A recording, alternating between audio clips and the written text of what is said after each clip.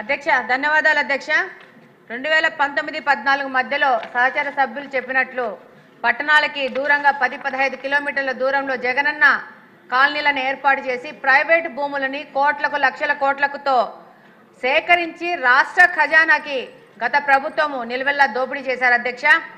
ఈ భూములలో రాళ్ళుండాయా ఇది కొండ పొరంబోకులా అనేది చూసుకోకుండా వీటిలో జగనన్న కాలనీలు ఏర్పాటు చేసి చాలా ఆర్భాటంగా ఇళ్ల పట్టాలు పంపిణీ చేశారు అధ్యక్ష।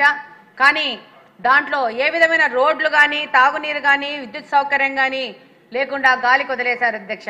అంటే పేదవాళ్ళు నీళ్లు లేకుండా కరెంటు లేకుండా ఉండాలనేది జగనన్న లక్ష్యమేమో మనకు తెలియదు అధ్యక్ష।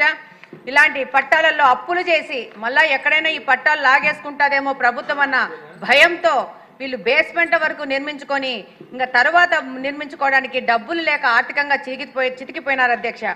అలాగనే భవిష్యత్తులో ఇల్లు మంజూరు కాదేమన్న భయంతో అల్లాడిపోతున్నారు అధ్యక్ష।